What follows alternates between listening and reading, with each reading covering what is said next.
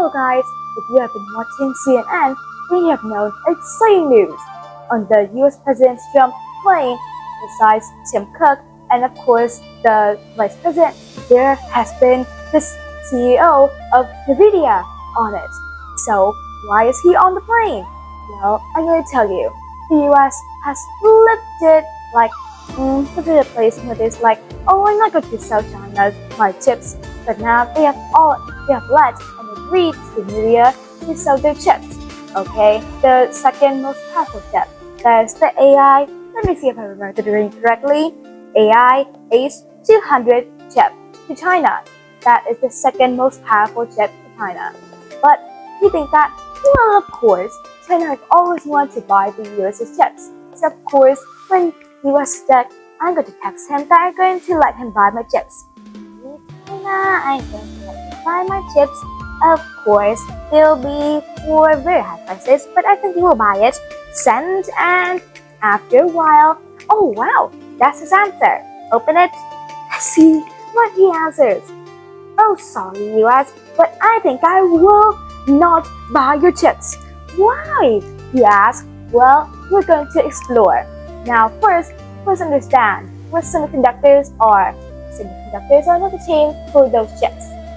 Well, imagine those semiconductors kind of like the brain, kind of like our brain, for those that involve technology in the future, from like self-driving cars, or so those technology styles like DeepSeek, GPT, Gemini, stuff like that. Those semiconductors are on or in all of those things. So remember, in the future, the one who has the better chips and the strongest chips will be the master of the future. So I think that I may be opening a company. What would be the Zero and Chips Company? Or let me see, I can't think of a better name. Oh right, let's get back. I'm wiring off. So I think that, well, those chips. Well, why did the US change their opinions? Before those times, the US like that, I'm not going to sell China's any chips of mine. But after a while, before the meeting, they said that, okay, I'm going to sell China those H200 chips. But why? First, if the US don't sell China those chips, then the company of the US, the revenue of the company of the US will be leveled down. So the company of the US will need the revenues so that they can continue keeping those places. Kind of like, I'm the company of the US. And of course, my ranking at the top. I am the most important company of the US. But if they lose the revenue because, well, China is the biggest customer of those companies of the US. But, well, they just like, my ranking slows down. I need my revenue from China.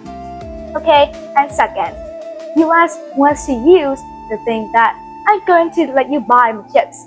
Like exchange, like, I am going to play US and China. This is China and I'm US. Okay, I'm going to trade. I'm going to let you buy my chips. And China said, oh right, thanks. And I will, buy your Boeing planes, like for exchange. Or of course, I also have to bargain with Iran so that they oh please Iran, please, and this war please. So that I can buy your oils for you. Kind of like that. So they want to use exchange. So China can do something back for them, like buying planes, or negotiate with Iran so they can stop the war. Because China and Iran have been best friends, like BFFs. Best friends forever. Kind of like that. So, but let's explore the strategy of Beijing.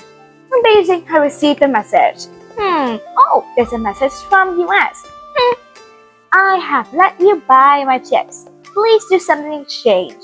Ooh, they've let me buy my chips? Oh, that's interesting. But I think that, no please, I won't accept that.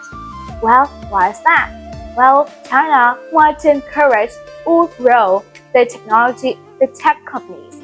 Like for example, they don't want to buy the US's chips because they want to encourage their companies to make their own chips and use their own chips, not buying them and buying the US's chips. Well, before the meeting, right in the meeting, well, China demonstrated how their chips, not the US's, still work with DeepSeek. Alright, US officials, you see that our DeepSeek key here still works pretty well without your chips. Those are our chips. We don't need your chips anymore. So, do you know what the consequence of not letting China buy the chips anymore? Well, Nvidia has a problem.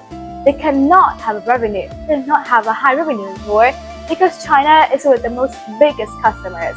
And losing them will mean the revenue is going to lower down.